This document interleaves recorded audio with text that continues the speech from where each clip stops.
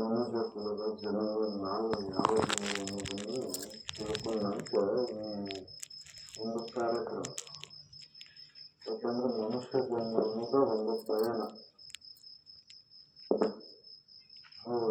ಒಂದು ಯಾತ್ರೆ ಅಂತಿದೆ. ಎಂಥ ಯಾತ್ರೆ ಇದು?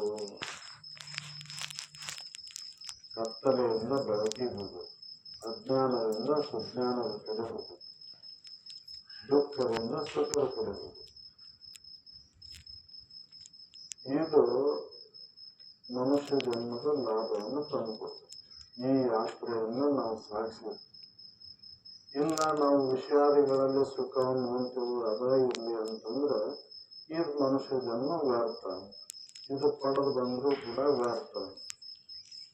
ಯಾಕಂದ್ರೆ ಇದರಂತ ಒಂದು ಉತ್ತಮವಾದಂಥ ಜನ್ಮವನ್ನು ಪಡೆದು ಬಂದರೂ ಕೂಡ ಮತ್ತೆ ನಾವು ಹೀನ ವಿಷಯಾದಿಗಳಲ್ಲಿ ಈ ಜನ್ಮವನ್ನು ಕಳೆದು ಹೋದ್ರೆ ವ್ಯರ್ಥ ಅಂತ ಹೇಳ್ತಾರೆ. ಅದಕ್ಕೆ ಪಡೆವೆ ನೀನೊಂದಿಗೆ ಪರಮುಖ್ಯ ಸುಖವನ್ನು ಕೆಡುವ ಕಾಯದ ಮೋಹನ ನಾನೇ ಮನುಜ. ಈ ಕೆಟ್ಟ ಹೋಗ್ತಕ್ಕಂಥ ಕಾಯದ ಮೇಲೆ ಮೋಹನ ಇಟ್ಕೊಂಡು ಮತ್ತೆ ಈ ವಿಷಾದಿ ಸುಖಗಳನ್ನು ಪಡಿತೀರಂತ ಹೊಂಟ್ರ ಮನುಷ್ಯ ಜನ್ಮ ಪಡೆದು ಬಂದಂತ ಏನು ಉಪಯೋಗ ಆಯ್ತು?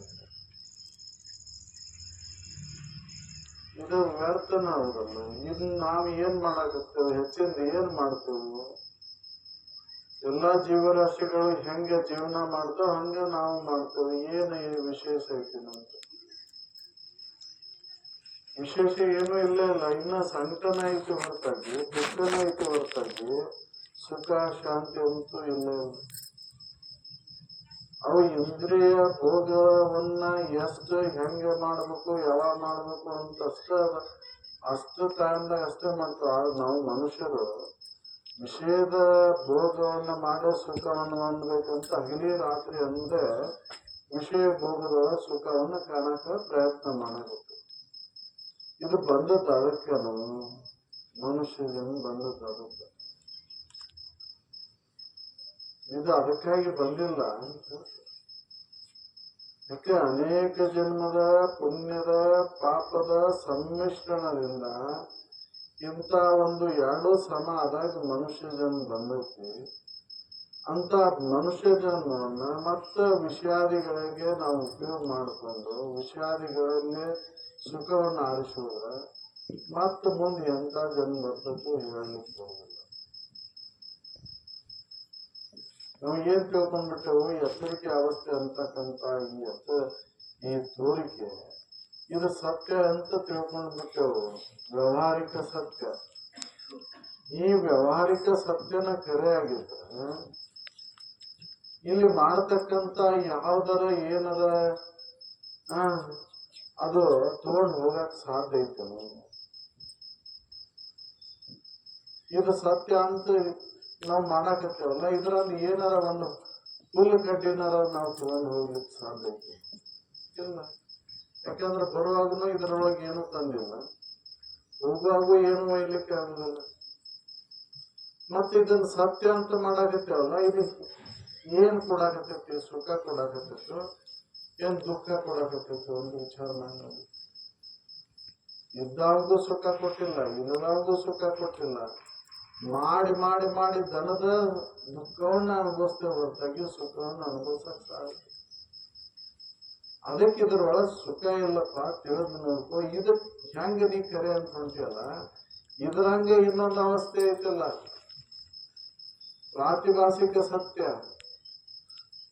ಅಲ್ಲೂ ಎಲ್ಲ ಮಾಡಿದೆಲ್ಲ, ಅಲ್ಲಿದ್ರೆ ಏನಾರ ಎಚ್ಚರಿಕೆ ತಗೊಂಡ್ ಬಂದಿಯಲ್ಲ ನೀನು? ಕನಸಿನ ವ್ಯವಹಾರ ಹೆಂಗ್ ಮಾಡಿದೀನಿ ನೀನಲ್ಲಿ? ಅಲ್ಲೂ ಸತ್ಯ ಅಂತ ಮಾಡಿದೆಲ್ಲ ಎಲ್ಲ, ಅಲ್ಲಿದ್ ಏನಾರ ಎಚ್ಚರಿಕೆ ತಗೊಂಡ್ ಬಂದೇನು? ಎಚ್ಚರದಂದು ಅಲ್ಲಿಗೆ ಒಯ್ಯಕ್ಕಾಗಿಲ್ಲ ಕರೆ, ಆದ್ರೆ ಕನಸಿನ ಇನ್ನೇ ಎಚ್ಚರಿಕೆ ತರ್ತೀವಿ ಆ ಸ್ಮರಣೆಯನ್ನ. ಆದ್ರೆ ಎಚ್ಚರದಂದು ಅಲ್ಲಿಗೆ ಒಯ್ಯಕ್ಕಾಗಿಲ್ಲ. ಇದು ಸತ್ಯ ಅಂತ ಹೊಂಟೇವ್ ನಾವು ಎಚ್ಚರಿಕೆ. ಇಲ್ಲಿದ ಅಲ್ಲಿಗೆ ಒಯ್ಯಕ್ ಬರುದಿಲ್ಲ, ಆದ್ರೆ ಅಲ್ಲಿದ್ ಇಲ್ಲಿಗೆ ತಂದು ಹೇಳ್ತೀವಿ ನೆನಪು ಮಾಡ್ಕೊಂಡು. ಇದು ಸತ್ಯ ಅಂತ ತೊಟ್ಟಿ ಮತ್ತೆ ಇದಕ್ಕಿನ್ನ ಅದ ಶ್ರೇಷ್ಠ ಆಗ್ತಲ್ಲ ಹಂಗಿರ ಅಲ್ಲಿದ್ ಇಲ್ಲಿ ತರ್ತೀನಿ ಅಲ್ಲಿದ್ ಎಲ್ಲಾ ಸ್ಮರಣೆಯನ್ನ ಇಲ್ಲಿ ಮಾಡ್ಕೊಂತೀವಿ.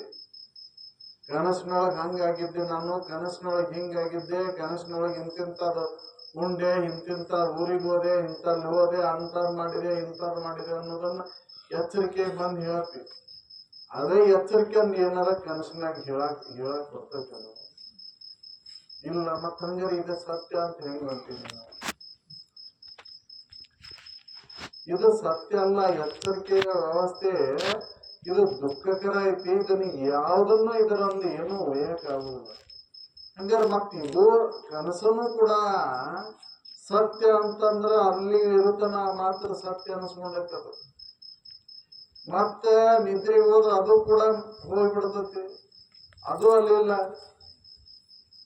ನಿದ್ರೆ ಒಳಗೆ ಅದು ಕನಸು ಅನ್ನೋದು ಇಲ್ಲ, ನಿದ್ರೆ ಒಳಗೆ ಕನಸಿನ ವ್ಯವಹಾರನೂ ಇಲ್ಲ. ಆ ನಿದ್ರೆಯನ್ನ ಅರಿತಾ ನೀ ಬೇರೆನದಿ, ಸಾಕ್ಷಿನದಿ, ಸುಖನ ಅನುಭವಿಸ್ತೀನಿ. ಇವು ಎರಡು ಅವಸ್ಥೆ ದುಃಖದ ಅವಸ್ಥೆಗಳದಾವು. ನಿದ್ರೆ ಅವಸ್ಥೆ ಸುಖದ ಅವಸ್ಥೆ ಐತಿ. ಆ ಸುಖದ ಅವಸ್ಥೆಯನ್ನು ಕೂಡ ನೀನು ಅನುಭವಿಸೋದ್ ಬಿಟ್ಟು ಸುಮ್ಮನ ನೀನ ಅದನ್ನ ಮತ್ತೆ ಎಚ್ಚರಿಕೆ ಬಂದು ಪರಿಶೀಲನೆ ಮಾಡಿ ನಾನು ಹೆಂಗಿದ್ದೆ ಅನ್ನೋದನ್ನ ವಿಚಾರ ಮಾಡಿ ನೋಡಿದ್ರೆ ನಾನು ಇವಕ್ಕೆ ಯಾವುದ್ರೊಳಗೂ ಭಾಗಿಯಾಗದೆ. ಕನಸ, ಎಚ್ಚರ, ನಿದ್ರೆ ಮೂರು ಅವಸ್ಥೆಯನ್ನು ಮೀರಿರ್ತಕ್ಕಂಥ ನಾನು ಅರು ಸ್ವರೂಪನದಿ ಅನ್ನೋದು ಖಾತ್ರಿ ಆಗುತ್ತೆ. ಈ ವಿಚಾರವನ್ನು ಮಾಡಲಿಕ್ಕೆ, ಈ ನಾ ಅರುಣದೇನೆಂದು ತಿಳ್ಕೊಳ್ಳಿಕ್ಕೆ ನಾವು ಅನುಭವಗಳ ಸಂಘದೊಳಗೆ ಹೋದ್ರೆ ಮಾತ್ರ ಸಾಧ್ಯ. ಮುಮುಕ್ಷತ್ವವನ್ನು ಪಡೆದಾಗ ಮಾತ್ರ ಸಾಧ್ಯ ಐತಿ. ಮುಮುಕ್ಷತ್ವ ಬರದ ಹೊರತು ಇದನ್ನು ತಿಳ್ಕೊಳ್ಳಿಕ್ಕೆ ಆಗುದಿಲ್ಲ. ಮುಮುಕ್ಷತ್ವ ಎಲ್ಲಿವರೆಗೂ ಬರುದಿಲ್ಲ ಅಲ್ಲಿವರೆಗೂ ಇದನ್ನ ನನ್ನ ನಿಜವನ್ನ ಅರಿಲಿಕ್ಕೆ ಆಗುದಿಲ್ಲ. ನನ್ನ ನಿಜ ಅರಿಬೇಕಂದ್ರೆ ಮುಮುಕ್ಷತ್ವ ಬರಬೇಕಲ್ಲ. ಆ ಮುಮುಕ್ಷತ್ವ ಎಷ್ಟು ಜನ್ಮ ಕಳೆದಾಗ ಬರ್ತಾವ ಹೇಳಲಿಕ್ಕೆ ಬರುದಿಲ್ಲ. ಅನಂತ ಜನ್ಮಗಳು ಇದಕ್ಕಾಗಿ ಮೀಸಲಿಟ್ರೆ ಏನೋ ಹತ್ತಿಲ್ಲ. ಇದಕ್ಕೆ ನಿರಂತರ ಪ್ರಯತ್ನ ಬೇಕು. ತಾನಾಗೆ ತಾನಾಗ್ಲೇ ಬರ್ಲಿ ಅಂತಂದ್ರೆ ಎಂದೂ ಸಾಧ್ಯ ಇಲ್ಲ. ಸುಮ್ಮನೆ ಆಗೋದಿಲ್ಲ. ಅದಕ್ಕೆ ನಿಯಮಗಳದಾವು ಅಂತ ಹೇಳಿದ್ರೆ ಈ ಮನುಷ್ಯ ಜನ್ಮದ ಲಾಭವನ್ನ ನಾ ಮಾಡ್ಕೋಬೇಕಂದ್ರೆ ಅದಕ್ಕಾಗಿ ನಿಯಮಗಳದಾವು. ಆ ನಿಯಮಗಳನ್ನ ಆಚರಣೆ ತಂದ ಮಾತ್ರ ಸಾಧ್ಯ. ಸುಮ್ಮನಾಗದ ವಿಧಿಗಳು ಅನ್ನೋದು ಮುಕ್ತಿ ಅಂತ ಕೇಳಿದ್ದವು. ಸುಮ್ಮನೆ ಆಗೋದಿಲ್ಲ. ವಿಧಿಗಳದಾವ, ಅದಕ್ಕೆ ನಿಯಮಗಳದಾವ. ಲೌಕಿಕ ಒಂದು ವಿಷಯ ವಸ್ತುಗಳನ್ನ ಪಡಿಬೇಕಂದ್ರೆ ಎಷ್ಟು ನಿಯಮ ನಿತ್ಯಗಳನ್ನ ಮಾಡ್ತೀವಿ. ಇನ್ನು ಈ ಮನುಷ್ಯ ಜನ್ಮದ ಸಾರ್ಥಕತೆಯನ್ನು ಮಾಡ್ಕೋಬೇಕಂದ್ರೆ ಅದಕ್ಕೆ ನಿಯಮ ಇಲ್ಲ. ಅದಕ್ಕೂ ನಿಯಮ ಅದಾವು. ಆ ನಿಯಮಗಳನ್ನ ಅಳವಡಿಸ್ಕೊಂಡ ಮಾತ್ರ ಈ ಮನುಷ್ಯ ಜನ್ಮದ ಸಾರ್ಥಕತೆಯನ್ನು ಮಾಡಿಕೊಳ್ಳಿಕ್ಕೆ ಬರ್ತದೆ. ಅದಕ್ಕೆ ವಿವೇಕ, ವೈರಾಗ್ಯ, ಶಮದಮಾದಿ ಸತ್ಸಂಪತ್ತಿನ ಆಚರಣೆ, ಮುಮುಕ್ಷತ್ವ ಅಂತಕ್ಕಂಥ 4 ವಿಧಿಗಳದಾವು, ನಿಯಮಗಳು. ಅಧಿಕಾರಿ ನಿಯಮ ಇವು. ಅಧಿಕಾರತ್ವ ಪಡಿಬೇಕಂದ್ರೆ ಇವನ್ ಪಾಲನೆ ಮಾಡಿ, ಮುಮುಕ್ಷತ್ವ ಬರ್ಬೇಕಂದ್ರೆ ಇವನ್ ಬೇಕು. ಯಾರಿಗೆ ಗೊತ್ತೈತಿ ನಮ್ಮ ನಿತ್ಯ ಇದೆಲ್ಲ ಜಗತ್ತು ನಿತ್ಯನ ಅನ್ಕೊಂತೇವ್ ನಾವು. ಇದು ಅನಿತ್ಯ ಅನ್ನೋದನ್ನು ವಿಚಾರ ಮಾಡಿ ನೋಡುವನು ಇಲ್ಲ. ಇದ ಮೊದಲಕ್ಕೆ ವಿವೇಕ ಇಲ್ಲ. ಅದಕ್ಕೆ ಅಜ್ಞಾನದಿಂದ ಜ್ಞಾನದ ಕಡೆ ಪ್ರಯಾಣ ಅಂತೇಳಿ. ಜ್ಞಾನದ ಕಡೆ ಬರಬೇಕಲ್ಲ. ಇದು ನಿತ್ಯ, ಇದು ಅನಿತ್ಯ ಎಂಬುದನ್ನು ಅರಿಬೇಕಲ್ಲ. ಎಲ್ಲಿವರೆಗೂ ಇದು ನಿತ್ಯ ಅನಿತ್ಯ ವಿವೇಕ ಜಾಗೃತ ಆಗುದಿಲ್ಲ ಅಲ್ಲಿವರೆಗೂ ವಿಷಯದ ಮೇಲಿನ ಮೋಹ ಮಮಕಾರಗಳನ್ನ ಕಳ್ಕೊಳ್ಳಿಕ್ಕೆ ಆಗುದಿಲ್ಲ. ನಿತ್ಯ ಇತ್ತು ಅನಿತ್ಯ ಇತ್ತು ಅಂತ ವಿಚಾರ ಮಾಡಿ ನೋಡಿಲ್ಲ. ನಾವು ಯಾರೂ ನೋಡಿಲ್ಲ. ಜ್ಞಾನಿಗಳು ವಿವೇಕವಂತರು ಮಾತ್ರ ಇದನ್ನ ಅನಿತ್ಯ ಅಂತ ಅವರು ತಿಳಿದು ಇದರ ಮೇಲಿನ ಮೋಹವನ್ನು ಬಿಟ್ಟು ವೈರಾಗ್ಯವನ್ನು ತಾಳಿ ಶಮದಮಾದಿ ಸತ್ಸಂಪತ್ತಿನ ಸಾಧನೆಯನ್ನು ಮಾಡಿ ಮುಮುಕ್ಷತ್ವವನ್ನು ಪಡೆದು ಅಂತಪ್ಪ ಸದ್ಗುರುವಿನಲ್ಲಿ ಅದನ್ನ ಕೇಳಿ ನಾ ಅರುಣೇ ಇದ್ದೇನೆ ಅಂತ ಖಾತ್ರಿ ಮಾಡ್ಕೊಂಡಾಗ ಅವರು ನಮಗೆ ಎಚ್ಚರಿಸ್ತಾರೆ. ಏನಪ್ಪ ಇದು, ನೀ ಇದ್ರೊಳಗ ಹೊಂಟಿಯಲ್ಲಿದೆ, ಇದು ವಿಚಾರ ಮಾಡಿ ನೋಡ್ಕೊ, ಇದು ನಿತ್ಯ ಐತೋ ಅನಿತ್ಯ ಐತೋ ಅಂತ. ಒಂದ್ ಅವಸ್ಥೆ ಒಳಗಿದ್ದ ಇನ್ನೊಂದು ಅವಸ್ಥೆ ಒಳಗೆ ಇರ್ಲಾರ್ದಂಥದ್ದನ್ನ ನಿತ್ಯ ಐತೆ ಅಂತ ಹೊಂಟೇವ್ ನಾವು. ಇರ್ಲಿದ್ ಯಾವ ವ್ಯವಹಾರನು ಕೂಡ ಏನೂ ಕೂಡ ಗಂಟು ಕಟ್ಕೊಂಡು ಹೋಗ್ಲಿಕ್ಕೆ ಆಗುದಿಲ್ಲ. ಆದ್ರೂ ಇದ್ರ ಮೇಲೆ ಇಷ್ಟೊಂದು ಮೋಹ ಮಮಕಾರಗಳನ್ನ ಇಟ್ಕೊಂಡು ಸುಮ್ಮನೆ ನಿನ್ನ ಸುಖ ಹೊಂದಬೇಕಂತ ಸಾಧ್ಯ ಐತೇನು? ಇಲ್ಲ, ವಿಚಾರ ಮಾಡಿ. ಆ ಮೋಹಕ್ಕೊಳಗಾಗಿ ವಿಷಯಾದಿಗಳ ಸುಖವನ್ನು ಪಡಿಬೇಕಂತ ಹೊಂಟಿಯಲ್ಲ ನೀನು, ನಿನ್ನಿಂದ ಎಂತ ಕರ್ಮಗಳ ನಡೆಯಾಕತ್ತೇವ ವಿಚಾರ ಮಾಡಿ ನಾವು. ಅವು ಪರಿಶುದ್ಧವಾದಂತ ಕರ್ಮ ನಡೆಯಾಕತ್ತೇವು ಏನ ಅವು ಇನ್ನೊಬ್ರಿಗೆ ದುಃಖವನ್ನು ತಂದು ಕೊಡುವಂತ ಕರ್ಮ ಮಾಡಾಕತ್ತೇವು ವಿಚಾರ ಮಾಡಿ. ಇದೆಲ್ಲ ದಾಖಲಾಕೈತಿ ಅಂತ ಹೇಳ್ತಾರ. ನೀನ್ ಇಲ್ಲಿ ಮನುಷ್ಯ ಜನ್ಮಕ್ಕೆ ಬಂದ್ಮೇಲೆ ನೀ ಮಾಡುವಂತ ಕೆಲಸ ಕಾರ್ಯಗಳು ಏನದಾವು ಅವೆಲ್ಲವೂ ದಾಖಲಾಗ್ತಾವು. ಪುಣ್ಯದರ ಇರ್ಲಿ ಅದು ಪಾಪದರ ಇರ್ಲಿ. ಅದಕ್ಕೆ ದಾಖಲಾತಿ ಜನ್ಮ ಅಂತ ಹೇಳ್ತಿದ್ರು. ಮನುಷ್ಯ ಜನ್ಮ ಅನ್ನೋದು ದಾಖಲಾತಿ ಜನ್ಮ ಅಂತ. ಇಲ್ಲಿ ಎಲ್ಲವೂ ದಾಖಲಾಕೈತಿ. ಒಳ್ಳೇದು ದಾಖಲಾಕೈತಿ, ಕೆಟ್ಟದನ್ನು ದಾಖಲಾಕೈತಿ. ಆದ್ರೆ ನಾವು ತಿಳ್ಕೊಂಡಿಲ್ಲ ಅದನ್ನ. ಮುಂದಿನ ಯಾರು ಕಂಡಾರ ಬಿಡೋ ಇದು ಹೆಂಗ್ ಬೇಕಾದಂಗ ಮೆರೆದು ಹೋದ್ರೆ ನಡೀತೈತಿ ಅಂತ ತಿಳ್ಕೊಂಡ್ಬಿಟ್ಟೆವು. ಅದು ಬಿಡುದಿಲ್ಲ. ಅದಕ್ಕೆ ನೀವು ಹಣೆ ಬರ ಅಂತೀರಿ. ಹಣೆ ಬರ ನೀವು ಮಾಡಿದ್ದದ, ನೀವು ಮಾಡ್ಕೊಂಡಿದ್ದ, ನೀವ ಬರ್ಕೊಂಡಿದ್ದ. ಇನ್ನೊಬ್ರು ಯಾರೂ ಬರೆಯುವುದಿಲ್ಲ. ನಾ ಮಾಡಿದಂತ ಕರ್ಮ ಬಲವಂತಾದರೆ ನೀನೇನು ಮಾಡುವೆ ಹರಿ ಅಂತ ಹೇಳಿ. ಈ ಅಜ್ಞಾನದಿಂದ ದುಃಖದ ಕಡೆ ಏನು ದುಃಖ ಯಾಕೆ ಬರಾಕತ್ತೈತಿ ಅಂದ್ರೆ ಅಜ್ಞಾನದಿಂದ ಬರಾಕತ್ತೈತಿ. ಅದಕ್ಕೆ ಸುಜ್ಞಾನವನ್ನು ನಾವು ಮಾಡ್ಕೋಬೇಕಾಗೈತಿ. ಇದು ನಿತ್ಯ, ಇದು ಅನಿತ್ಯ ಅಂತ ತಿಳ್ಕೊಬೇಕಾಗೈತಿ. ನಾವೆಲ್ಲ ತಿಳ್ಕೊಂಡು ಇದು ಏನ ವ್ಯವಹಾರ ಮಾಡಾಕತ್ತೀವಲ್ಲ ಇದು ಹೆಂಗೈತಿ ಅಂತ ವಿಚಾರ ಮಾಡಿಲ್ಲ. ಅದಕ್ಕೆ ಅವ್ರು ಹೇಳ್ತಾರ, ಈ ವಿವೇಕವನ್ನು ಮಲ್ಲೆ ಜಾಗೃತ ಮಾಡ್ಕೊ. ಮನುಷ್ಯ ಜನ್ಮಕ್ಕೆ ಬಂದ್ಮೇಲೆ ಬರೇ ಒಂದ್ ಅವಸ್ಥೆ ಒಳಗಿದ್ದು ಇನ್ನೊಂದು ಅವಸ್ಥೆ ಒಳಗೆ ಇರ್ಲಾರ್ದಂಥದ್ದಕ್ಕೆ ಎಷ್ಟು ಮೋಹ ಮಮಕಾರವನ್ನು ಇಟ್ಕೊಂಡಿ ನೋಡಿ ನೀನು. ಅದಕ್ಕೆ ಕೆಟ್ಟ ಹೋಗ್ತಕ್ಕಂಥ ಕಾಯದ ಮೇಲಿನ ಮೋಹನ್ನ ಬಿಡು ಮನುಜ ಅಂತ ಹೇಳಿದ್ರು. ಪಡೆವೆ ನೀನೊಂದಿಗೆ ಪರಮುಕ್ತಿಸು. ಒಂದ್ ಅವಸ್ಥೆ ಒಳಗೆ ಐತಿ ಶರೀರ, ಇದರ ಮೇಲೆ ಮೋಹನ ಇಟ್ಕೊಂಡಿಲ್ಲ ನೀವು. ಎಷ್ಟು ಮೋಹ ಈ ಅಜ್ಞಾನ ಗಾಢ ಆಗೈತಿ ವಿಚಾರ ಮಾಡಿ. ಇನ್ನ ಇದರಿಂದ ಸುಖ ಇದ್ದಿದ್ರೆ ಇನ್ನ ಎಷ್ಟಾಕಿತ್ತು ಏನು. ಇದರಿಂದ ಸುಖ ಇಲ್ಲಕರೆ ಯಾರಿಗೂ ಸುಖ ಕೊಟ್ಟಿಲ್ಲಿದ, ಎಂತವಗೂ ಸುಖ ಕೊಟ್ಟಿಲ್ಲ. ಆದ್ರೂ ಕೂಡ ಇದ್ರ ಮೇಲೆ ಮೋಹ. ಶ್ರೀಮಂತಗೂ ಸುಖ ಕೊಟ್ಟಿಲ್ಲ, ಬಡವಗೂ ಸುಖ ಕೊಟ್ಟಿಲ್ಲ, ಸ್ವರೂಪಿಗೂ ಸುಖ ಕೊಟ್ಟಿಲ್ಲ, ರೂಪವಂತಗೂ ಸುಖ ಕೊಟ್ಟಿಲ್ಲ, ಯಾರಿಗೂ ಸುಖ ಕೊಟ್ಟಿಲ್ಲ. ಇದ ಸುಖ ಕೊಡ್ತೈತಿ ಅಂತ ಉಂಟು. ಯಾರನ್ನ ಕೇಳಿದ್ರ ಆರಾಮದೇವಂತ ಒಬ್ರು ಅಂತಾರ.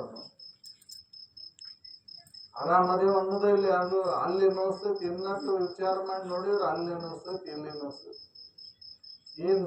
ಆ ನೋವನ್ನು ಅನ್ನುವಂತ ಈ ಶರೀರದ ಮೇಲೆ ನೋವನ್ನು ಇಟ್ಕೊಂಡು ಇದು ನಿತ್ಯ ಐತಿ, ಇದರಿಂದ ಸುಖ ಹೊಂದಬೇಕು ಅಂತ ಹಂಗ ಪ್ರಯತ್ನ ಮಾಡೇ ಮಾಡ್ತೇವೆ, ಯತ್ನ ಮಾಡೇ ಮಾಡ್ತೇವೆ. ಇದು ಯತ್ನ ನಮ್ಗೆ ಎತ್ತಾಗಿ ಸಾಗತೈತಿ ಅಂತ ನಮ್ಮನ್ನ ನಾವು ತಿರುಗಿ ನೋಡ್ಕೋಬೇಕಾಗೈತಿ. ಅದಕ್ಕೆ ಇಂಥ ಒಂದು ಕಾರ್ಯಕ್ರಮಗಳು ನಮ್ಮನ್ನ ನಾವು ಪರಿಶೀಲನೆ ಮಾಡಿ ನೋಡ್ಕೊಳಕ ನಾವು ಎತ್ತ ಹೊಂಟೇವು.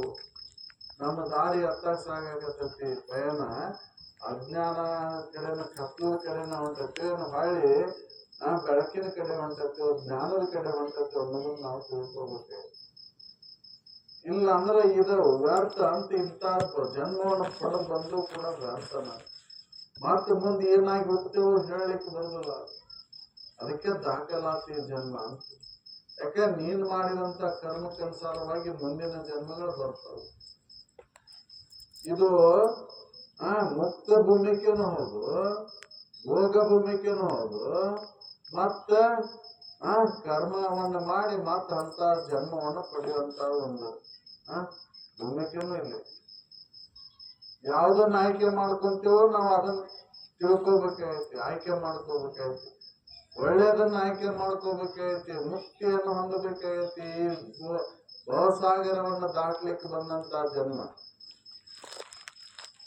ಯಾಕೆ ಅದಕ್ಕೆ ಇದು ಭವಸಾಗರವನ್ನ ದಾಟ್ಲಿಕ್ಕೆ ಬಂದೈತೆ ಅಂತಂದ್ರೆ ತಾಯಿ ಗರ್ಭದೊಳಗೆ ನೀನು ಶಬ್ದ ಮಾಡಿ ಬರೇ ಅನಿತ್ಯವಾದಂತ ಈ ತೋರಿಕೆ ಒಳಗ ಸುಖ ಹೊಂದಿ ಇದ್ರೊಳಗೆ ಕಾಲ ಕಳೆದ ಹೊಕ್ಕೇನೆ ಅಂತ ಬಂದಿಲ್ಲ ನೀವು. ಏನ್ ಪ್ರತಿಜ್ಞೆ ಮಾಡಿ ಬಂದೈತಿ ಅಂದ್ರೆ ಈ ಜನ್ಮ ಮನುಷ್ಯ ಜನ್ಮಕ್ಕೆ ಬರ್ಬೇಕಂದ್ರೆ ಮತ್ತೆ ಇಂಥ ಜನ್ಮದೊಳಗೆ ಇಂಥ ಇದ್ರೊಳಗೆ ಬರ್ಲಾರೆ ನಾನು ಧರ್ಮದಂತೆ ನಡೆದ ಈ ಭವನ ಗೆಲ್ತೀನಿ ಅಂತ ಪ್ರತಿಜ್ಞೆ ಮಾಡಿ ಬಂದು ಮತ್ತ ಹೆಂಗ ಹೊಂಟೈತಿ ಈ ಜನ್ಮ ಅಂತ ವಿಚಾರ ಮಾಡಿ ನೋಡಿದ್ರು. ಅದಕ್ಕೆ ಅವ್ರು ಹೇಳ್ತಾರ, ನೀ ಮಾಡುವಂತ ಕರ್ಮ ನೀನ ಉಣ್ಬೇಕಾಕೈತಿ ಅವ್ರ ಫಲವನ್ನ, ಬೇರೆದಾರ ಯಾರು ಉಣ್ಲಿಕ್ಕೆ ಸಾಧ್ಯ ಇಲ್ಲ. ಅದಕ್ಕೆ ತಿಳಿದು ಒಳ್ಳೇದನ್ನ ಮಾಡಿ ಇಲ್ಲಿ ಮನುಷ್ಯ ಒಳ್ಳೇದನ್ನ ಮಾಡ್ಲಿಲ್ಲ ಅಂದ್ರೆ ಮತ್ತೆ ಅದಕ್ಕೆ ಅನುಸಾರವಾಗಿ ಕೆಟ್ಟದ್ದು ಮತ್ತೆ ಬರುವುದಾದ್ರು ಫಲ ಉಣ್ಣಕ್ ಬರೋದು. ಅದಕ್ಕೆ ಅವರು ಆವ ಬಲ ಹಿಡಿದು ಅಕ್ಕಿಳ ದುಡಿತವನ್ನು ಎಸಗಿ ಜೀವಿಸುವೆ ಎಡೆ ಮಾದುದು ಸುರಲಿ ಮಾನು. ಬರೀ ಶರೀರದಿಂದ ಅಷ್ಟೇ ಅಲ್ಲ, ವಾಣಿಯಿಂದ ಮನಸ್ಸಿನಿಂದ ಕೂಡ ಇನ್ನೊಬ್ಬರಿಗೆ ನೋವಾಗಲಿ ಅಂತ ಬಯಸಿದೆ ಅಂದ್ರೆ ಅದು ದೋಷ ಆಯ್ತು. ಅದಕ್ಕೆ ಕಾಯ ವಾಚ ಮನಸ ನಿನಗೆ ಯಾರಿಗೂ ಕೂಡ ಯಾವ ಜೀವಿಗೂ ಕೂಡ ನೋವಾಗಲಾರ್ದಂತ ಆಚರಣೆಯಲ್ಲಿ ತೊಡಗು. ಅಂತಃಕರಣ ಪರಿಪಕ್ವ ಇದ್ರೆ ಮಾತ್ರ ಇದನ್ನು ಸಾಧ್ಯ ಐತಿ. ಅದಕ್ಕೆ ಬಲ ಹಸನ ಇದ್ರೆ ಯಾರಾದ್ರೂ ಬಿತ್ತಾರ ಬೆಳಿ ಬರ್ತೈತಿ. ಬಲ ಹಸನ ಇಲ್ಲ ಅಂದ್ರ ಕಳೆನ ತುಂಬಿತ್ತಂದ್ರೆ ಯಾರು ಬಿತ್ತು? ಬಿತ್ತ ಕರೆದ್ರು ನೀ 1000 ರೂಪಾಯಿ ಬಾಡಿಗೆ ಕೊಡ್ತೇನೆ ಬರ್ರಿಪ್ಪ ಬಿತ್ ಕೊಡೋದ್ರಿ ಅಂದ್ರು ಬಿತ್ತು. ಯಾಕೆ ನಾನ್ ಬಿತ್ತಿದ್ ನನ್ನ ಕಿಮ್ಮತ್ ಹಾಕೈತಿ. ಎಂತ ಕಷ್ಟಾಗಿ ಹೋಗಿ ಬಿತ್ತಿ ಬಂದಿವೋ ನೀನು ಅಂತ ಮಂದಿ ನನಗ್ ಬೈತಾರ. ಹೌದು, ಹಂಗ ನಾವು ಅಜ್ಞಾನದೊಳಗಿದ್ದಾಗ ಯಾವ ಮಹಾತ್ಮ ಹೇಳಿದ್ರು ಕೂಡ, ಯಾವ ಮಹಾತ್ಮನು ನಮಗೆ ಎಚ್ಚರಿಸಿದ್ರು ಕೂಡ ನಮ್ಮ ತಿಳ್ಕೊಳ್ಳಕ ಆಗುವುದಿಲ್ಲ. ಅದಕ್ಕೆ ಆ ಕಾಮ ಕ್ರೋಧ ಮೋಹ ಮದ ಮತ್ಸರಾದಿಗಳಂತಕ್ಕಂಥ ಕಳೆಗಳನ್ನು ನಾವು ಕಳ್ಕೊಂಡಿದ್ರೆ ಅಲ್ಲಿ ಮಹಾತ್ಮರು ಅನುಭವಗಳು ಹೇಳಿದಂತ ವಿಚಾರಗಳು ಅವು ಬೀಜ ರೂಪದಿಂದ ಅದಾವಲ್ಲ, ಅವು ನಾಡ್ತಾವಲ್ಲಿ. ಯಾಕಂದ್ರೆ ಜನ್ಮಕ್ಕೆ ಕಾರಣ ಆಗ್ತಕ್ಕಂಥ ರಾಗ ಹೋಗ್ಬೇಕಂದ್ರೆ ಅದಕ್ಕೆ ವಿವೇಕನ ಬೇಕು. ಅಂತಪ್ಪ ಗುರುವಿನ ವಚನನ ಬೇಕಲ್ಲಿ. ಹೌದಲ್ರಿ, ಗುರು ವಚನದಿಂದ ಅಧಿಕ ಸುದೆ ಉಂಟೆ ಅಂತ ಹೇಳಿದ್ರು. ಗುರು ವಚನನ ಅಂತ ಒಂದು ಆನಂದವನ್ನು ಉಂಟು ಮಾಡ್ತಕ್ಕಂಥ ಸಮುದ್ರ ಸಾಗರ ಇದ್ದಂಗೆ ಅಂತ. ಅದು ರಾಗ ಎಂತಕ್ಕಂಥ ಬೀಜವನ್ನ ನಾಶ ಮಾಡ್ತೈತಿ. ಆಶೆನ ಎಲ್ಲಕ್ಕೂ ಹುಟ್ಲಿಕ್ಕೆ ಹೊಂದಲಿಕ್ಕೆ ಕಾರಣ ಆಗಿತ್ತಂದ್ರೆ ಆಶೆನ. ಆಶೆ ಹೆಂಗೆ ಬಂದೈತಿ ಅಂತಂದ್ರೆ ಅಜ್ಞಾನದಿಂದ ಬಂದೈತಿ. ಅದನ್ನ ಜ್ಞಾನದಿಂದನೇ ಕಳ್ಕೋಬೇಕಾಯ್ತು. ಅದಕ್ಕೆ ಜ್ಞಾನದ ಕಡೆ ಪ್ರಯಾಣ. ನಾವು ಜ್ಞಾನವನ್ನು ಮಾಡಿಕೊಂಡಕ್ಕೆ ಮೊದಲೇ ವಿಚಾರ ಇದು ನಿತ್ಯಾನಿತ್ಯ ವಿವೇಕ. ಇದು ನಿತ್ಯ ಐತೋ ಅನಿತ್ಯ ಐತಿ. ಸುಖ ದುಃಖದ ವಿಚಾರ ಇಂದಿನ ಜನ್ಮದ ಭೂಮಿಕೆಗಳು. ಈ ಮನುಷ್ಯ ಜನ್ಮದ ಏನು ಅಂತಂದ್ರೆ ನಿತ್ಯಾನಿತ್ಯ ವಿವೇಕ. ಅಲ್ಲಿ ಯಾವ ಜೀವನೂ ಕೂಡ ದುಃಖದ ಯಾವುದು ಇದನ್ ಮಾಡಕತ್ತಿಲ್ಲ ಅವ್ರು. ನೋಡ್ರಿ, ಅವಕ್ಕೆ ಏನಾರ ಬೇರೆ ತಮ್ಮ ವರ್ಗದ ಆಹಾರ ಪದ್ಧತಿಗಳು ಏನಾರ ಅದನ್ನಷ್ಟ ಉಪಯೋಗ ಮಾಡ್ತಾವ. ತಮ್ಮ ಜೀವನದ ಪದ್ಧತಿ ಏನಾರ ಹಂಗ ನಡೀತಾವ. ಅವು ಬದಲಾವಣೆ ಮಾಡ್ಕೊಂಡಿಲ್ಲ. ಆದ್ರೆ ನಾವು ಮನುಷ್ಯರು ಬದಲಾವಣೆಯನ್ನು ಮಾಡ್ಕೊಂಡಿಲ್ಲ. ಹೌದು, ಅದರಿಂದ ಸುಖ ಹೊಂದಬೇಕಂತ ವಿಷಯಾದಿಗಳಿಂದ ಅವು ಯಾವ ಬದಲಾವಣೆ ಮಾಡ್ಕೊಂಡಿಲ್ಲ, ಏನೋ ಮಿಶ್ರಣ ಮಾಡ್ಕೊಂಡಿಲ್ಲ. ಆದ್ರೆ ನಾವು ಎಲ್ಲದರೊಳಗೂ ಮಿಶ್ರಣ, ಕಣ್ಣಿಂದು, ಕಿವಿದು, ಮೂಗಿಂದು, ನಾಲ್ಗಿದು, ಚರ್ಮದ ಎಲ್ಲವೂ ಮಿಶ್ರಣದಿಂದ ಸುಖ ಹೊಂದಬೇಕಂತ ಹೊಂಟೇವು. ಇನ್ನಷ್ಟು ಇದ್ರೆ ಸುಖ ಆಕೈತಿ, ಇನ್ನಷ್ಟು ಬೇರೆ ಬೇರೆ ಕೂಡಿಸ್ಕೊಂಡ್ರೆ ಸುಖ ಆಕೈತಿ ಅಂತ ನಮ್ಮ ಕಲ್ಪನೆಗಳನ್ನ ಮಾಡಿಕೊಂಡು ನಾವ ಸುಖ ಹೊಂದಬೇಕಂತ ಪ್ರಯತ್ನ ಮಾಡಕತ್ತೇವೆ. ಸುಖ ಹೊಂದೇವು ಹೆಂಗ್ ಅನ್ನೋದನ್ನ ವಿಚಾರ ಮಾಡ್ತೇವೆ. ಅದ್ರೊಳಗೆ ಸುಖನ ಸಿಕ್ಕಿಲ್ಲ, ಯಾರಿಗೂ ಸುಖ ಸಿಕ್ಕಿಲ್ಲ. ಅದಕ್ಕೆ ಅವ್ರು ಹೇಳಿದ ಅನುಭವಗಳು ಈ ವಿಷಯದೊಳಗಿನ ಭೋಗದ ಇಚ್ಛೆನ ಕಳ್ಕೋಬೇಕಂದ್ರೆ ನೀ ನಿತ್ಯ ವಿವೇಕವನ್ನು ಮಾಡ. ಅದು ಸುಖರೂಪ ಐತೆ, ದುಃಖರೂಪ ಐತೆ, ಇದನ್ನು ವಿಚಾರಣೆ ಮಾಡಿಲ್ಲ ನಾವು. ಅದಕ್ಕೆ ಹೇಳ್ತಾರ ಅವರು, ದುಃಖವನ್ನೇ ತತ್ಸುಖ ಎಂಬರು ಅವಿವೇಕಿಗಳು. ಸುಖ ಎಲ್ಲದಲ್ಲಿ ಸುಖ ಹೊಂದಬೇಕಂತ ಹೊಂಟೇವಲ್ಲ ನಾವು, ಅವಿವೇಕಿಗಳಪ್ಪ ಇವರು, ಮೂರ್ಖರು ಇವರು ಅಂತ ಹೇಳ್ತಾರ. ಯಾಕೆ ಸುಖನ ಇಲ್ಲಲ್ಲಿ, ಯಾವ ವಿಷಯದೊಳಗೂ ಸುಖ ಇಲ್ಲ. ಆದ್ರೂ ಸುಖ ಆಯ್ತಂತ ಹಂಗ ಬೆನ್ನತ್ತೇವೆ. ಬೇಡ ಬೇಡ ಭೋಗದ ಋಣಾಟ ನಂಜು ಎರಿಸಿದ ಸವಿದೂಟ. ಅದಕ್ಕೆ ಮಾಡಲು ಉಚಿತವೇ ಅಂತ ಯಾರು ಸರಿ ಕೇಳ್ಯಾರ. ಉಚಿತ ಐತಿ, ಹೆಂಗೈತಿ, ನೀವು ಮಾಡೋದು ಸರಿ ಐತೇನು ನೋಡ್ಕೋ. ಹಿಂದಿನವ್ರನ್ನ ಏನ್ ಮಾಡಿ ಏನ್ ಉಂಡಾರ ನೋಡ್ಕೋ. ಏನೇನ್ ಉಂಡ್ರು, ಏನೇನ್ ಮಾಡಕ್ ಹೋಗಿ ಏನೇನಾದ್ರು,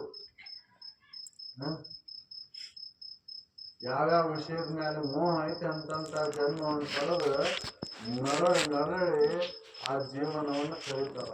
ಯಾಕಂದ್ರೆ ಮಾಡಿದ್ದು ಉಣ್ಣಬೇಕಾಕೈತಿ. ಅದಕ್ಕೆ ಮಾಡೋದ್ರಿಂದ ಆತ್ಮ್ಯಾಗ ವಿಚಾರ ಮಾಡಿ, ಒಳ್ಳೇದು ಯಾವುದು, ಕೆಟ್ಟದ್ದು ಯಾವುದು, ಇದನ್ನ ನಾವು ಮಾಡೋದಲ್ಲ. ಅದ್ರೊಳಗೆ ಸುಖ ಐತಂತ ಬೆನ್ನ ಹತ್ತೇವಲ್ಲ, ಅದು ಒಳ್ಳೇದನ್ನ ಮಾಡಕ್ ಹೋಗ್ತೇವೆ, ಕೆಟ್ಟದ್ದನ್ನ ಆಕೇತದ. ಒಳ್ಳೇದು ಮಾಡ್ಬೇಕಂತೇವ, ಆದ್ರೆ ಕೆಟ್ಟದ್ದನ್ನ ಆಗೋದು. ಸುಖ ಅದ್ರೊಳಗಿಲ್ಲ ಕರೆ, ಆದ್ರೆ ಸುಖ ಐತಂತ ಬೆನ್ನ ಹತ್ತಿ ಮಾಡಕತ್ತೇವಲ್ಲ, ಅದು ಏನ್ ಆಕೈತಿ ಅಂದ್ರೆ ಅದಕ್ಕೆ ಅನುಸಾರವಾಗಿ ಜನ್ಮ ಬರುದು. ಅದಕ್ಕೆ ಪಾಪಾನುಗುಣದಿಂದ ಅಂತ ಹೇಳುದು. ನೀವು ಮಾಡಿದಂತ ಪಾಪ ಪುಣ್ಯಕ್ಕೆ ಅನುಸಾರವಾಗಿ ಜನ್ಮಗಳು ಬರ್ತಾವು. ಅದಕ್ಕೆ ಇಲ್ಲಿ ಬಂದ ಮೇಲೆ ಏನು ಶಪಥ ಮಾಡಿ ಬಂದಿನ ಧರ್ಮದಂತೆ ನಡೀತೀನಿ, ಧರ್ಮವನ್ನು ಉಲ್ಲಂಘನೆ ಮಾಡಿ ನಡೀತೀನಿ ಅಂತ ಹೇಳಿಲ್ಲ. ನೀನು ಧರ್ಮದಂತೆ ನಡೀತೀನಿ ಅಂತ ಹೇಳಿ ಬಂದಿದ್ದೀನಿ. ನಾವು ಧರ್ಮದಂತೆ ನಡ್ಯಾಕತ್ತೇವೋ ಹೆಂಗು ನಮ್ಮನ್ನ ನಾವ ವಿಚಾರ ಮಾಡಿ ನೋಡ್ಕೋಬೇಕಾಯ್ತು. ಇನ್ನೊಬ್ಬರಿಗೆ ಅಲ್ಲಿದೆ, ನಮ್ಮನ್ನ ನಾವ ಪರಿಶೀಲನೆ ಮಾಡ್ಕೋಬೇಕಾಯ್ತು. ಅದಕ್ಕೆ ಮನುಷ್ಯ ಜನ್ಮ ಬಂದ ತಕ್ಷಣ ಏನ್ ಮಾಡುವಂತ ನೀತಿಯುತವಾದಂತಹ ಜೀವನವನ್ನು ಸಾಧಿಸ. ತಲ್ಲನಿಸದೆ ನೀತಿಯಲ್ಲಿರೋದೇ ಚಂದ ಮಮ. ನೀತಿಯನ್ನು ಉಲ್ಲಂಘನೆ ಮಾಡಬಾರದು ಮನುಷ್ಯ ಜನ್ಮಕ್ಕೆ. ಯಾಕೆ ದಾಖಲಾಕೈತಿ. ಮರವೇ ಚಿತ್ರಗುಪ್ತರಿಗೆ ಮರವೇ ಆಗಿಲ್ಲ. ಹೌದು, ನೆರೆಯವಿಲ್ಲವೇ ನರಕ್ಕಿಲ್ಲಂತ ಮಾಡಿಯ. ನರಕ ನಾಕಗಳು ಸತ್ಯನ. ನರಕ ನಾಕಾದಿಗಳು ಯಾರಿಗಿಲ್ದಂಗಕ್ಕವ ಅಂತಂದ್ರೆ ನಿಜವನ್ನ ಅರತಾಗ. ಆ ನಿಜ ಅರತಾಗ ಹೋಗಿ ಅವು ನರಕ ನಾಕಾದಿಗಳಿಲ್ಲ. ನಮಗೆ ಎಲ್ಲ ಸಾಮಾನ್ಯರಿಗೆ ನರಕ ನಾಕಗಳು ಸತ್ಯನ. ಯಾಕೆ ನೋಡ್ತಿಲ್ಲ ಅಂತ ಜನ್ಮಗಳನ್ನ, ಅಂತ ಜೀವರಾಶಿಗಳನ್ನು ನೋಡ್ತಿಲ್ಲ. ನರಕದನ್ನ ಜೀವರಾಶಿಗಳನ್ನು ನೋಡ್ತೀನಿ ನಾನು. ಹೌದಲ್ರಿ, ಬೇಸಿಗೆಯಾಗ ಹೊಲಸ್ನ್ಯಾಗ ಹುಟ್ಟ್ಯಾವಲ್ಲ ಅವನು ನೋಡ್ತಿ, ಒಳ್ಳೆಯದ್ರಾಗ ಹುಟ್ಟ್ಯಾವಲ್ಲ ಅವನು ನೋಡ್ತಿ, ಶ್ರೀಮಂತರ ಕುಲದಾಗೋ ಯೋಗಿಗಳ ಕುಲದಾಗೋ ಅವನು ನೋಡ್ತೀವಿ. ಅವು ನರಕ ನಾಕಾದಿಗಳ ಸತ್ಯನ. ಅದಕ್ಕೆ ವಿಚಾರ ಮಾಡಿ ನೋಡಿ ಇಲ್ಲಿ ಪುಣ್ಯಕರ್ಮಗಳನ್ನು ಮಾಡುವ. ಪುಣ್ಯಕರ್ಮ ಎದಕ್ಕೆ ಮಾಡಬೇಕಾಗೈತಿ ಅಂದ್ರೆ ಅಂತಃಕರಣ ದೋಷಗಳನ್ನು ಅಂತಃಕರಣ ದೋಷಗಳ ಇವು ಕಾಮಕ್ರೋಧಾದಿಗಳಂತಕ್ಕಂಥ ಕಳೆಗಳನ್ನ ಕಳ್ಕೊಳ್ಳಿಕ್ಕೆ ಪುಣ್ಯಕರ್ಮಗಳನ್ನು ಮಾಡ.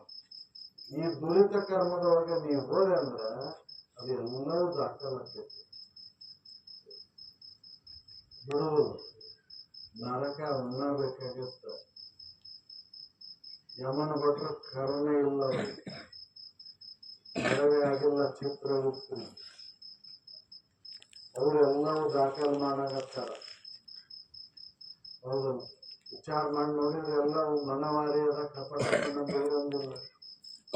ಮನಸ್ಸು ಎಲ್ಲವನ್ನೂ ಅರಿತೈತಿ. ನಿನ್ನ ಮನಸ್ಸು ಏನ್ ಮಾಡುತ್ತೆ, ಒಳಗಿನ ಮನಸ್ಸು ಮೇಲ್ ಮನಸ್ಸು ಎಲ್ಲವನ್ನೂ ಅರಿತೈತಿ. ಅದು ಕೆಳಗಿನ ಮನಸ್ಸು ಏನೇನ್ ಮಾಡ್ತೈತಿ ಎಲ್ಲದನ್ನು ಮೇಲ್ ಮನಸ್ಸು ಅರಿತೈತಿ. ಅದು ದಾಖಲ್ ಮಾಡ್ಕೊಂತತಿ. ಸ್ಮರಣೆ, ನೆನಪಿನ ಶಕ್ತಿ, ಚಿತ್ತ, ಅದು ನೆನಪು ಅನ್ನುವಂಥದ್ದು ದಾಖಲೆ ಮಾಡ್ಕೊಂತ.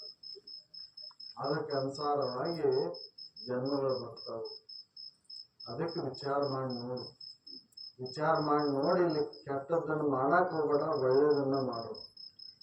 ಒಳ್ಳೇದನ್ನು ಮಾಡಿದಾಗ ಅಂತಃಕರಣ ಸ್ವಚ್ಛ ಆದಾಗ ಈ ವಿಚಾರಗಳನ್ನ ನಾ ಅರುಣೇ ಇದ್ದೇನೆ ಅನ್ನೋದನ್ನ ಗುರು ಹೇಳಿದ್ದನ್ನ ತಿಳ್ಕೊಂಡಕ್ಕೆ ಬರ್ತೈತಿ. ಅದಕ್ಕೆ ನಿತ್ಯಾನಿತ್ಯ ವಿವೇಕ ಮಾಡ್ಲಿಕ್ಕೆ ನೋಡಿ. ಅವಾಗ ವೈರಾಗ್ಯ ಬರ್ತೈತಿ. ಹಂಗ ನಿತ್ಯ ವಿವೇಕ ಇಲ್ಲ, ವೈರಾಗ್ಯ ಬರಲ್ಲ ಅಂತಂದ್ರೆ ಹೌದು, ಯಾವಾಗ ಸಾಧ್ಯ ಐತಿ? ನಿತ್ಯ ವಿವೇಕ ಇಲ್ಲ, ವೈರಾಗ್ಯ ಯಾವಾಗ ಬರ್ಬೇಕು? ಇದು ನಿತ್ಯ, ಇದು ಅನಿತ್ಯ ಎಂಬುದನ್ನು ಅರಿಯದೆ, ಹೃದಯದ ಭೋಗದ ಇಚ್ಛೆ ತೊರೆಯದೆ. ಹೃದಯತವಾಗಿ ಯಾವದಾವ, ಒಳಗದಾವ ಮನಸ್ಸಿನಾಗ, ಒಳಗ ವೈರಾಗ್ಯ ಬರ್ಬೇಕಾಗೈತಿ. ಹೊರಗೆ ವೈರಾಗ್ಯ ತೋರಿಸೋದು ಅವಶ್ಯಕತೆ ಇಲ್ಲ. ಹೌದು, ಒಳಗಿನ ವೈರಾಗ್ಯ ಮುಖ್ಯ ಐತಿ, ಹೊರಗೆ ವೈರಾಗ್ಯ ತಗೊಂಡೇನು. ದೊರಕಲೇನು ಅದರೊಳಗೆ ಪರಿಣತಿ ಬೆಳೆಯೋದೇ ಚಂದ ನಮ್ಮ ಅಂತೆ. ಏನ್ ಸಿಕ್ಕಿದ್ರೆ ಏನ್ ಅದ್ರೊಳಗೆ ಸುಖ ಐತೇನು? ಇಲ್ಲ. ಯಾಕಂದ್ರೆ ಅವೆಲ್ಲ ಅನಿತ್ಯದವು, ಒಂದ್ ಅವಸ್ಥೆ ಒಳಗಿರುವಂತವು. ಬಂಗಾರ ಸುಖ ಕೊಡ್ತೈತಿ ಅಂತ ನೀನ್ ನಿದ್ದೆ ಒಳಗೆ ಒಯ್ಯಕ್ಕಾಗೈತೇನು? ಕನಸಿನಾಗರ ಒಯ್ಯಕ್ಕಾಗೈತೇನು? ಇಲ್ಲ. ಹೌದು, ಅದು ಸುಖ ಕೊಡ್ತೈತೇನು? ಹಂಗಾರ ಇಲ್ಲ, ಅದು ಅನಿತ್ಯ ಐತಿ. ಅದು ಹೃದಯದ ಹೊತ್ತ ಭೋಗದ ಇಚ್ಛೆಯನ್ನ ಕಳ್ಕೊಳ್ಳಿ. ಅದರಿಂದ ಸುಖ ಐತಿ ಅನ್ನುವಂತ ತಪ್ಪು ತಿಳುವಳಿಕೆಯನ್ನು ದೂರ ಮಾಡಿಕೊಂಡಾಗ ಅವಾಗ ವೈರಾಗ್ಯ ಬರ್ತೈತೆ. ಏನಿದ್ರು ಏನಪ್ಪ, ಅದು ಸುಖನೇ ಇಲ್ಲ, ದೊರಕಲೇನು ಅದರೊಳಗೆ ಪರಿಣತಿ ಬೆಳೆಯೋದೇ ಚಂದ ನಮ್ಮ.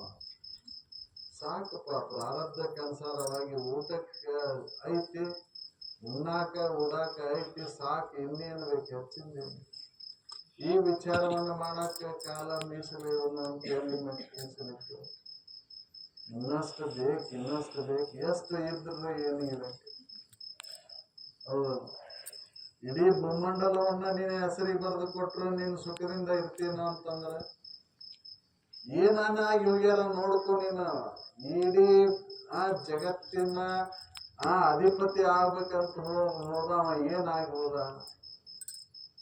ಹೋಗ್ಬೇಕಾರೆ ಏನೂ ಒಯ್ಯಾಕತ್ತಿಲ್ಲ ಅಂತ ಕೈ ಹೊರಗೆ ಚಾಚಿಕೊಂಡು ಹೋದ.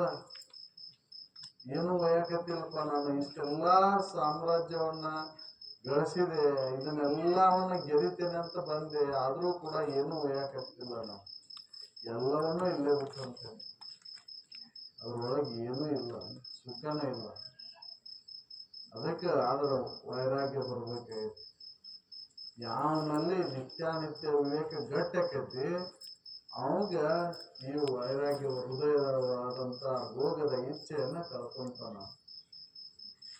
ಈ ಹೃದಯದ ಭೋಗದ ಇಚ್ಛೆ ಯಾವನಲ್ಲಿ ಬರ್ತೈತೋ, ವೈರಾಗ್ಯ ಯಾವನಲ್ಲಿ ಬರ್ತೈತಿ, ಆವ ಮುಂದ ಸಾಧನಾ ಪಥ ಹಿಡಿತಾನ. ಹಂಗ ಸಾಧನಾ ಪಥ ಹಿಡಿದಂದ್ರೆ ಬಹಳ ಕಠಿಣ ಐತಿ. ದೊರಕಲ್ಲ ಏನು ಅದರೊಳಗೆ ಪರಿಣತಿ ಬೆಳೆಯೋದೇ ಚಂದ. ಏನ್ ಸಿಕ್ಕಿರೋದು ಏನು ಅದರೊಳಗೆ ಸುಖ ಇಲ್ಲಪ್ಪ ಅಂತ ತಿಳಿದ ಅವಂಗೆ ಮನಸ್ಸು ಶಾಂತದಿಂದ ಇರ್ತೈತಿ. ಹೌದು, ಮನಸ್ಸನ್ನ ಶಾಂತಿಯನ್ನ ಇಡಬೇಕು ಅಂತ ನಾವು ಹಂಗ ಏನೇನೋ ಅದಕ್ಕೆ ಹಠದಿಂದ ಏನೇನೋ ಮಾಡಾಕ್ ಹೊಂಟೇವ್ ನಾವು. ಕ್ಷಮೆ ಗುಣ ಬರ್ಬೇಕಂದ್ರೆ ವಿವೇಕ ವೈರಾಗ್ಯದ ತಳಹದಿ ಮೇಲೆ ಮನೋನಿಗ್ರಹವನ್ನ ಸಾಧಿಸ್ಲಿಕ್ಕೆ ಬರ್ತೈತಿ. ಹಂಗ ಮನೋನಿಗ್ರಹವನ್ನ ಸಾಧಿಸ್ಲಿಕ್ಕೆ ಆಗುದೇ ಇಲ್ಲ. ಮನಸ್ಸು ನಿಂದಿರ್ಸ್ಬೇಕಂತ ಕುಂದಿರ್ತೇವ, ಆದ್ರ ಚೋಳ್ ಕಡ್ಯಾಕ್ ಚಲೋ ಒಳಗೆ. ಭೂತದ್ದು, ಭವಿಷ್ಯತ್ತದ್ದು, ವರ್ತಮಾನದ ಚೋಳುಗಳು ಹೌದಲ್ರಿ? ಭೂತ ವರ್ತಮಾನ ಭವಿಷ್ಯತ್ತದ್ದು ಎಲ್ಲ ವಿಚಾರಗಳು ಒಳಗೆ ಬರಕ್ ಚಾಲು ಆಗ್ತಾವ. ಯಾಕೆ? ವಾಸನಾ ರೂಪದಿಂದ ಅದಾವು. ಎಷ್ಟು ಜನ್ಮದ್ದು ಅದಾವೋ ಏನೋ ವಾಸನೆಗಳು, ಅವು ಬಿಟ್ಟದ್ ಹೇಳ್ತಾವ ಒಳಗೆ. ಅದಕ್ಕೆ ಮನಸ್ಸು ನಿಗ್ರಹ ಮಾಡ್ಬೇಕಂದ್ರ ವಿವೇಕ ವೈರಾಗ್ಯನ ಬೇಕು. ಅಂದಾಗ ನಾವು ಸಾಧನೆ ಮಾಡ್ಲಿಕ್ಕೆ ಬರ್ತೈತಿ. ಇಲ್ಲ ಅಂದ್ರೆ ಸಾಧನೆನ ಮಾಡ್ಲಿಕ್ಕೆ ಆಗೋದಿಲ್ಲ. ಹಂಗ ತೋರಿಕೆಗೆ ಸುಮ್ಮನೆ ಕುಂತಂಗ ತೋರಿಸ್ಬೋದು. ಮನಸ್ಸು ಸುಮ್ಮನೆ ಕುಂದಿರ್ಬೇಕಲ್ಲ. ನಿಮಿಷಾರ್ಧವಾಗಲಿ ನಿಮ್ಮ ನೆನವು ನಿಂದಡೆ ಸಮನೆ ಕೊಡು ಅರ್ಧ ನಿಮಿಷನೂ ಕೂಡ ನಿರ್ಮಿಸೋದಕ್ಕಾಗುದಿಲ್ಲ ಅಂತ ಮತ್ತೊಂದು ಕಡೆ ಸಹಿಸಲಾಗದು ಅತಿ ಚಪಲತೆ ಚಿತ್ತವಿಡದ ಈ ಮನವನ್ನು ಅರ್ಧ ನಿಮಿಷನೂ ಕೂಡ ನಿಲ್ಲಿಸ್ಲಿಕ್ಕೆ ಆಗುದಿಲ್ಲ. ಯಾಕಂದ್ರೆ ಅತಿ ಚಪಲತೆ ಚಿತ್ತ ಏನು ಇತ್ತಾಗ ಹೋಗಿ ನಡೆದಿರ್ತೈತಿ, ಮತ್ತೊಂದ್ರ ಕಡೆ ಆಸಕ್ತಿ. ಎಷ್ಟು ಚಪಲತೆ ಐತಿ ಇದ್ರೊಳಗೆ. ಅದಕ್ಕೆ ಮನಸ್ಸನ್ನು ನಿಗ್ರಹ ಮಾಡ್ಬೇಕಂದ್ರೆ ವಿವೇಕ ವೈರಾಗ್ಯ ಬೇಕು. ಹಂಗ ಮನಸ್ಸು ನಿಗ್ರಹ ಮಾಡ್ತೇನೆ ಅಂತಂದ್ರೆ ಸಾಧ್ಯ ಇಲ್ಲ. ಆಮೇಲೆ ದಮೆ ಮಾಡ್ಕೊಂಡು ಮನೋ ನಿಗ್ರಹ ಮಾಡ್ತೇನೆ ಅಂದ್ರೂ ಸಾಧ್ಯ ಇಲ್ಲ. ಕಣ್ಣಿಗೆ ಬಟ್ಟೆ ಕಟ್ಕೊಂಡು ಬಾಯಿಗೆ ಬಟ್ಟೆ ಕಟ್ಕೊಂಡು ಮನಸ್ಸನ್ನು ನಿಗ್ರಹ ಮಾಡ್ತೇನೆ ಅಂದ್ರೆ ಸಾಧ್ಯ ಇಲ್ಲ. ಅದಕ್ಕೆ ವಿವೇಕ ವೈರಾಗ್ಯ ಇತ್ತಂದ್ರ ಮನೋನಿಗ್ರಹ ಶಮೆ ಗುಣ ತಾನ ಬರ್ತದೆ. ಶಮೆಯಿಂದ ಮುಕ್ತಿ ಸಾಧನ ಪೆರತು ನೋಡುಂಟೆ ಅಂತ. ಶಮೆ ಗುಣನ ಮುಕ್ತಿಗೆ ಸಾಧನ ಅಂತ. ಆ ಶಮ ಗುಣ ಬರದ ಹೊರತು ಮುಕ್ತಿಯನ್ನು ಹೊಂದಲಿಕ್ಕೆ ಆಗುದೇ ಇಲ್ಲ ಅಂತ. ಮುಕ್ತಿಯನ್ನು ಹೊಂದಬೇಕಂದ್ರೆ ಈ ಶಮ ಗುಣ ಬರಬೇಕಂತ. ಮನೋನಿಗ್ರಹ ಬರಬೇಕು. ಮನೋನಿಗ್ರಹ ಸಾಧಿಸ್ತವ್ರು ಯಾರು? ಹೌದು, ಏಕಾಕಾರ ವೃತ್ತಿ ಬಿಡ್ಬೇಕಲ್ಲ. ಮನಸ್ಸು ಚಂಚಲ ಆಗಿಬಿಡ್ತದೆ. ಆಗ್ಲಿ ಕುಂತಿರ್ತಿ ಜುಳು ಜುಳು ಅಂತ ಏನಾರ ಸರಸರ ಅಂತ ಹೊರದಾಡ್ತಂದ್ರೆ ಆಗ್ಲಿ ಪಕ್ಕನ ಮೈ ಮೇಲೆ ಒಂದ್ ಸಣ್ಣ ನೀರು ಹರಿದಾಡಕತ್ತಂದ್ರೆ ಎದ್ದ. ಹೌದು, ಮನೋನಿಗ್ರಹ ಸಾಧಿಸ್ತೆ. ಅವನಲ್ಲಿ ಏನಾದ್ರೂ ಕೂಡ ಶರೀರಕ್ಕೆ ಅವರನ್ನ ಇರುವುದು. ದಮೆ ತನ್ನಿಂದ ತಾನ ಬರ್ತೈತೆ. ಅದ ಮನೋನಿಗ್ರಹ ಆದ್ಮೇಲೆ ಇಂದ್ರಿಯ ನಿಗ್ರಹ ತಾನ ಹಾಕವು. ಜ್ಞಾನೇಂದ್ರಿಯ ನಿಗ್ರಹ, ಕರ್ಮೇಂದ್ರಿಯ ಚಟುವಟಿಕೆ ನಡೀತಾವ. ಜ್ಞಾನೇಂದ್ರಿಯ ಚಟುವಟಿಕೆಗಳೆಲ್ಲ ಬಂದಾಕವು ಅಂತ. ಯಾವನಲ್ಲಿ ಮನಸ್ಸು ನಿಗ್ರಹ ಸ್ವಲ್ಪಟ್ಟೈತೆ ಅವನಲ್ಲಿ ಜ್ಞಾನೇಂದ್ರಿಯಗಳ ಚಟುವಟಿಕೆ ಬಂದ್ ಆಗಿಬಿಡ್ತಾವ. ಕಣ್ಣು, ಕಿವಿ, ಮೂಗು, ನಾಲಿಗೆ, ಚರ್ಮದ ಕಾರ್ಯಗಳೆಲ್ಲ ಬಂದ್ ಆಗಿಬಿಡ್ತಾವ. ಇವು ಶಮೆ ದಮೆ ಬರದ ಹೊರತು ತಿತಿಕ್ಷಾ ಗುಣ ಬರುದಿಲ್ಲ. ತಿತಿಕ್ಷಾ ಗುಣ ಬರದ ಹೊರತು ಸಮಾಧಾನ ಇರುವುದಿಲ್ಲ. ತಿತಿಕ್ಷಾ ಗುಣ ಅಂದ್ರೆ ತಾಳ್ಮೆ ಅಂತ.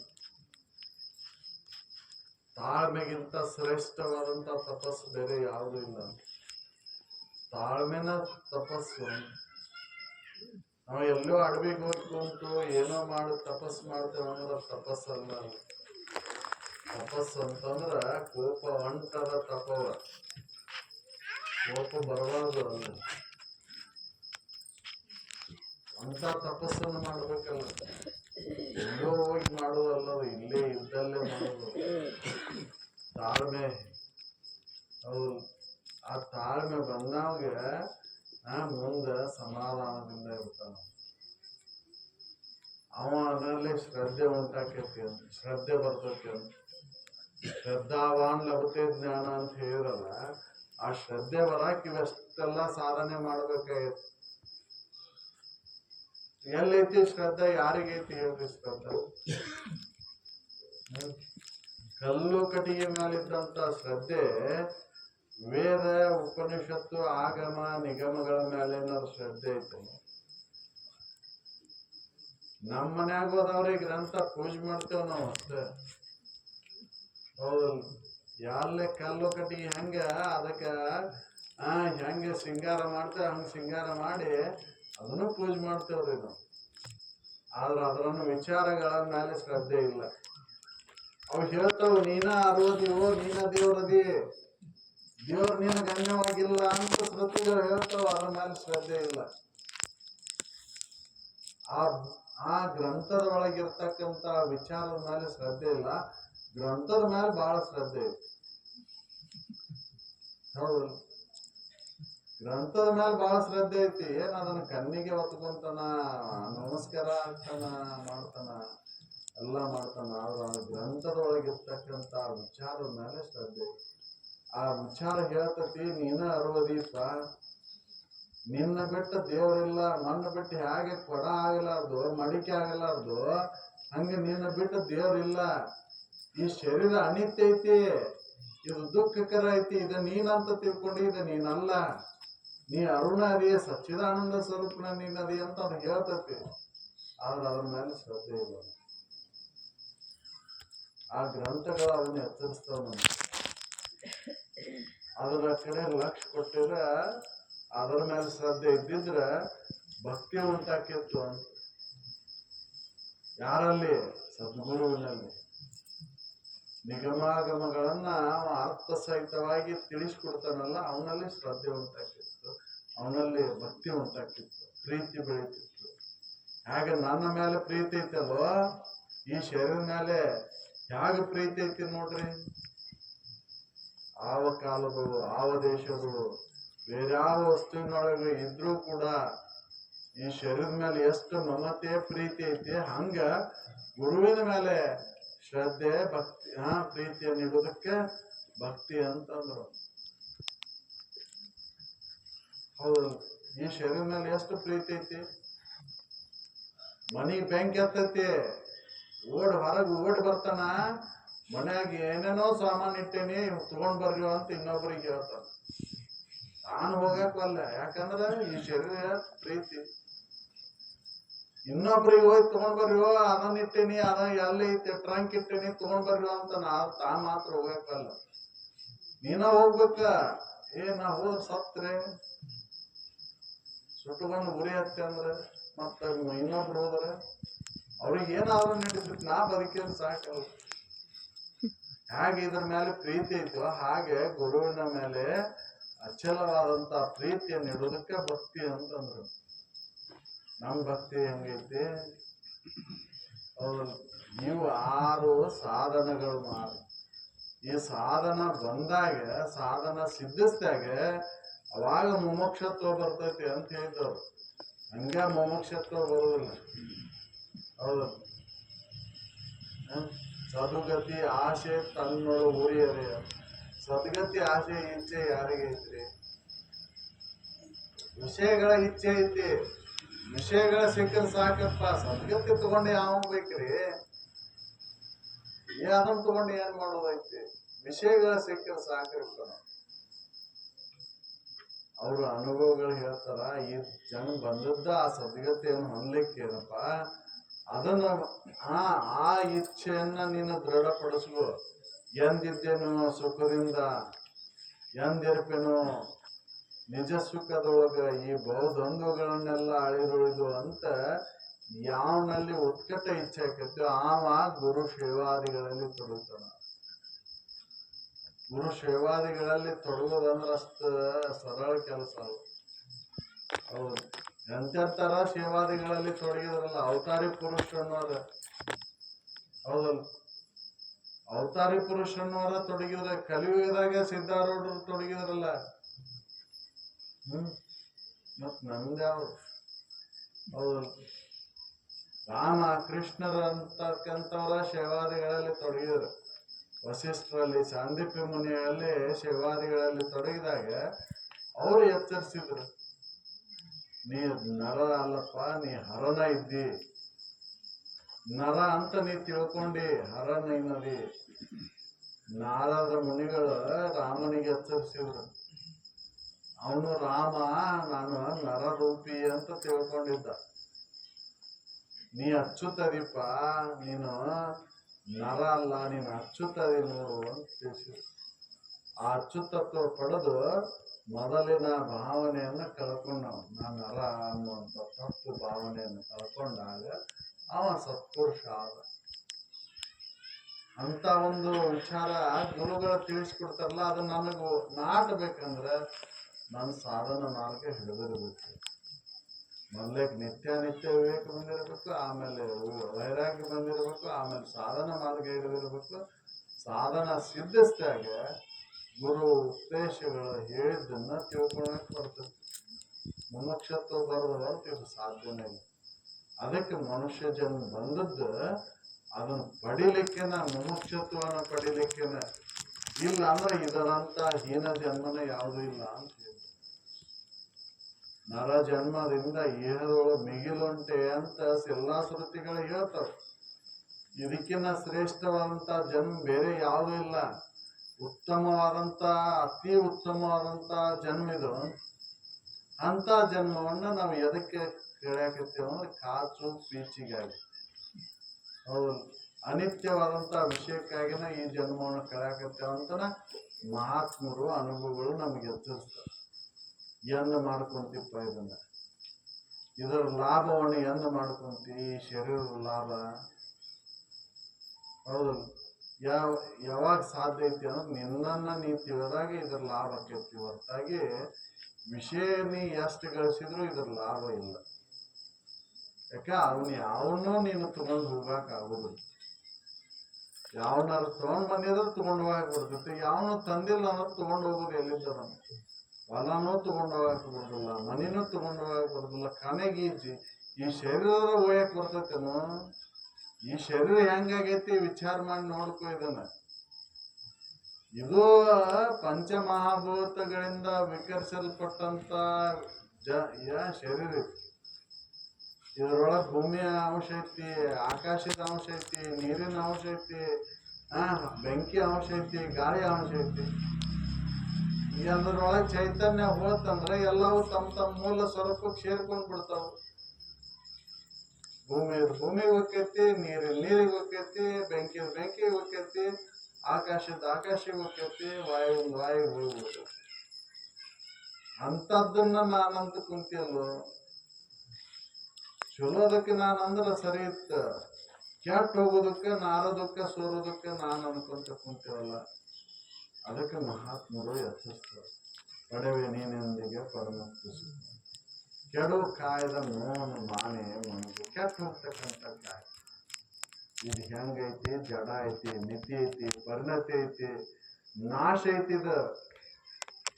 ಅಂಥದ್ದನ್ನ ನಾನು ಅಂತ ಕುಂತೀವಲ್ಲಪ್ಪ. ಅದಕ್ಕೆ ವಿಚಾರ ಮಾಡು. ವಿಚಾರ ಮಾಡಿ ತಿಳ್ಕೊ. ಈ ದೋಷಗಳನ್ನು ಕಳ್ಕೊ, ನೀನು ಅಂತಃಕರಣ ದೋಷಗಳನ್ನು ಕಳ್ಕೊಂಡು ಆ ಪರಮುಕ್ತಿ ಸುಖವನ್ನು ಹೊಂದು ಅಂತ ಮಹಾತ್ಮರು ಎಚ್ಚರಿಸ್ತಾರ. ಅಂತ ಒಂದು ವಿಚಾರದಲ್ಲಿ ನಾವು ಭಾಗಿಯಾಗಿ ನಾವು ಇದನ್ನು ಕೇಳಿ ಅದನ್ನ ಅನುಭವಿಸಿ ಈ ಜನ್ಮವನ್ನು ಸಾರ್ಥಕ ಮಾಡ್ಕೋಬೇಕಾಯ್ತಿ. ಅದಕ್ಕಾಗಿ ಇಂಥ ಕಾರ್ಯಕ್ರಮಗಳು. ಇದಕ್ಕೆ ನಾವು ಹೆಚ್ಚು ಒತ್ತು ಕೊಟ್ಟು ನನ್ನ ಅಜ್ಞಾನವನ್ನು ಕಳ್ಕೊಂಡು ಸುಜ್ಞಾನಿ ಆದಾಗ ಮಾತ್ರ ಜನ್ಮ ಸಾರ್ಥಕ ಆಗುತ್ತೆ. ಅದಕ್ಕೆ ನಾವು ಪ್ರಯತ್ನ ಮಾಡಬೇಕು. ಪ್ರಯತ್ನ ಮಾಡೋದು ಆಗೋದಿಲ್ಲ. ಪ್ರಯತ್ನ ಮಾಡಿ ಜನ್ಮವನ್ನು ಸಾರ್ಥಕಗೊಳಿಸೋಣ ಅಂತೇಳಿ ನಾನು ಒಂದು ಎರಡು ಮಾತಾಡ್ತೀನಿ.